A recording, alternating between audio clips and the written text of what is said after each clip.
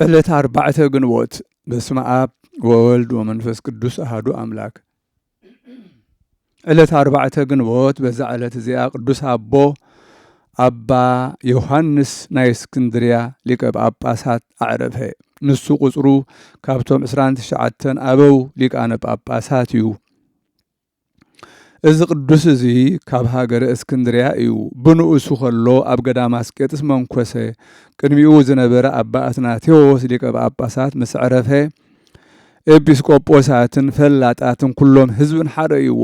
ከይፈተወ ብዘይፍቓዱ ብግዲ ንክሾምዎ ወሰድዎ። መጓሲኡ ከይሓድግ እሞ ካልእ ነቲ መጓሰ ዝበታትን ወይ ዘየቕስን ከይሽየም ሕራይ በለና ኢሎም ብዙሕ ልመና ለመንዎ።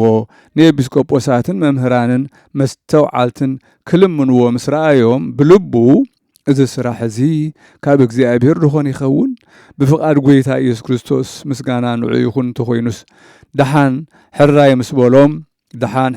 ምስ በሎም ሾምዎ። ኣብ መንበሪ ማርቆስ ወንጌላዊ ምስ ተቐመጠ ብዛዕባ እዚ ብዛዕባ መጓሲኡ ሓሳባት ተወሰኾ። ብዛዕባ ትምህርቲ፣ ብዛዕባ መንባብ ቅዱሳት መጻሕፍቲ ይግደስ ነበረ። ኣብታ ቅንዕቲ ሃይማኖት ከኣጽንዖም ፈላጣት ካህናት ንዝነበሩ ኤጲስቆጶሳት ሾሞም። በቲ እዋን እቲ ዘይኑን ዝበሃል ኣማኒ ፈርሃ እግዚኣብሔር ንጉስ ነበረ። ነዚ ኣቦ ሓገዞ ኣብታ ዓድታት ኢዱ ዘርግሐ። እታ ቅንዕቲ ሃይማኖት ከዓ ኣብ ኩሉ ዓድያማተ ግብፂ ተዘርግሐት። በቲ እዋን እቲ ንጉስ ዘይኑን ናብ ናይ ኣባ መቃርስ ገዳም አስቄጥስ ልኡኻት ሰደደ። ምስኦም ከዓ ንኣብያተ ክርስቲያናትን ነቶም ኣብቲ ገዳም ዘለዉ ኣሕዋት ዝኸውን ስርናይን ወይንን ዘይትን ብዙሕ ኣቑሑት ኣትሒዙ ሰደዶም። ነዚ ኣቦ ኣብቲ መዋዕሊ ሹመቱ ህድኣትን ሰላምን ኮነሉ። እግዚአብሔር ከዓ ነዚ ቅዱስ ብጸሎቱን ብትምህርቱን ኣብ ልዕልቶም ህዝቡ ሰመረሉ። ካብኡ እግዚአብሔር ብቁሩብ ሕማም በጽሖ። ኣብ ሹመቱ 8 ዓመት ምስ ገበረ ብሰላም ዓረፈ። በረኸቱ ምሳና ትኹን ዘለዓለም ዓለም አሜን።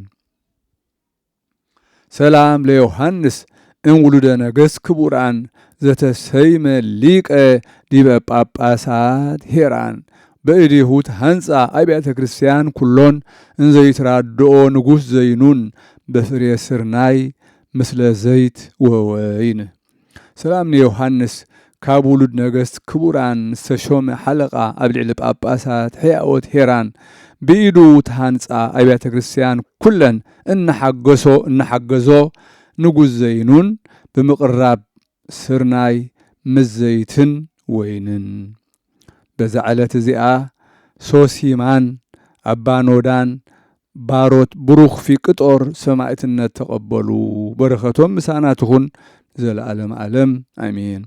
ሰላም ለሩፀትክሙ ለስቃየ ስም ውስተ አውዳ በመዓዛ ፊቅጦር ጽጌረዳ ጸውኡኒ ሊተ አመሳአ እሴት ወፍዳ ለስብሃቲክሙ እትካፈል ክበዳ ክቡራነ ግዕዝ ሶሲማ ወኖዳ። ሰላም ንጉያኹም ንስቃይ ሰማዕትነት ኣብ ዓውዳ ብመዓዛ ፊቅጦር ጽጌረዳ ጸውዑኒ ንዓይ ኣብ ግዜ ምስጋና ኣብ ግዜ ፍዳ ንምስጋናኹም ክካፈል ክበዳ ክቡራን ሓሳብ ሶሲማ ምስኖዳ